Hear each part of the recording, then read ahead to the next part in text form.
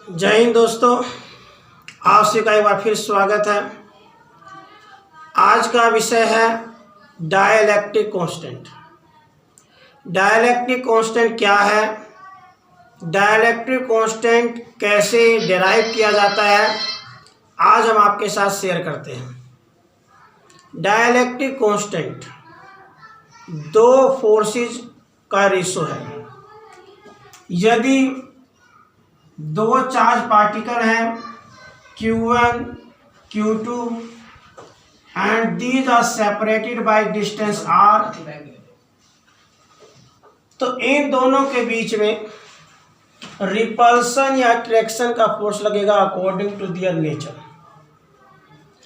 अगर हम पहले इनको वैक्यूम में रखें तो उस समय एक्सपीरियंस होने वाला फोर्स है F0, और फिर इसे हम मीडियम में रखें तो इनके बीच में लगने वाला फोर्स है Fm। तो साथियों, यदि दो चार्ज पार्टिकल को हम एक बार वैक्यूम में और एक बार मीडियम में रखते हैं तो उन दोनों फोर्स का रेशो डाइलेक्ट्रिक कांस्टेंट कहलाता है। कंफर्म? मतलब dielectric constant is the ratio of force of attraction और repulsion between the charge placed in vacuum to the force of attraction repulsion between the charge placed in medium। कहने का तात्पर्य, force जो vacuum में हो divided by force जो medium में हो, इन दोनों का रेशो कहलाता है क्या? Dielectric constant. अब बात आती है इसकी डेरिवेशन कैसे कर सकते हैं, आखिर इसकी डेरिवेशन कैसे होगी। This so simple. According to Coulomb's law, कल मैंने आपको कूलॉम्स लॉ बताया था, तो according to Coulomb's law of electrostatic, according to Coulomb's law of electrostatic, हम सभी ने पढ़ा है कि force is equal to K Q1 Q2 by R square. यहाँ K इलेक्ट्रोस्टैटिक कांस्टेंट है।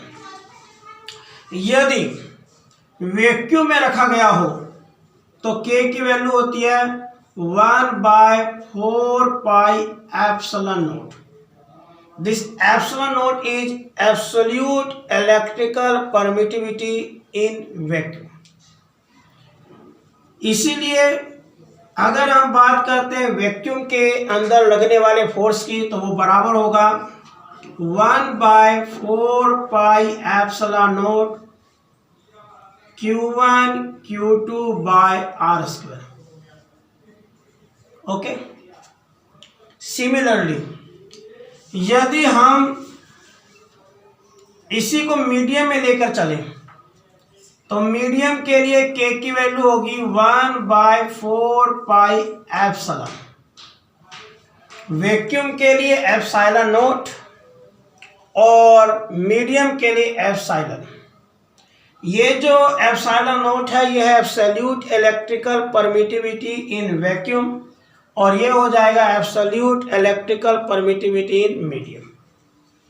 इसीलिए मीडियम के लिए अगर हम फोर्स निकालें तो that should be 1/4 pi epsilon Q1 Q2 by R square. इसे हमने 2 मान लिया। कंफर्म? अब हमें निकालना क्या है? Dielectric constant. अभी मैंने आपको बताया कि डाइलेक्ट्रिक कांस्टेंट क्या है? वैक्यूम का फोर्स डिवाइडेड बाय मीडियम का फोर्स। इसलिए इसको फॉर्मूले में पुट कर दीजिए। K का फॉर्मूला क्या है? F0 by Fm। तो F0 क्या हमारे पास? Q1 Q2 by 4 pi epsilon naught R square divide by medium का फोर्स क्या है, Q1 Q2 by 4 pi epsilon into R square. अब इसको सोल्व कर लीजिए, Q1 Q2 by 4 pi epsilon naught R square, और ये ऊपर जाने पर रेसिप्रोकल हो जाएगा, उल्टा हो जाएगा, ये बन जाएगा 4 pi epsilon R square divide by Q1 Q2। Q1 Q2 से Q1 Q2 कैंसिल हो गया, 4 पाई आर स्क्वायर से 4 पाई आर स्क्वायर कैंसिल हो गया, तो क्या बन गया, एप्सिलॉन बाय एप्सिलॉन नॉट। तो साथियों अभी भी आपने देखा कि डाइलेक्ट्रिक कांस्टेंट दो फोर्सेज का रेशो है यदि एक वैक्यूम में हो और एक मीडियम में हो, और इसको जब डिराइव करते हैं तो वैल्यू आती है एप्सिलॉन बाय एप्सिलॉन नॉट, मतलब permittivity in medium to permittivity in vacuum. तो इस तरीके से हम बड़े आसानी से डाइलेक्ट्रिक कांस्टेंट निकाल सकते हैं। मुझे विश्वास है आपको डाइलेक्ट्रिक कांस्टेंट का कंसेप्ट समझ में आ गया होगा, और आगे कंसेप्ट जानने के लिए फिर मिलेंगे, सेम टाइम सेम जगह। जय हिंद, जय भारत।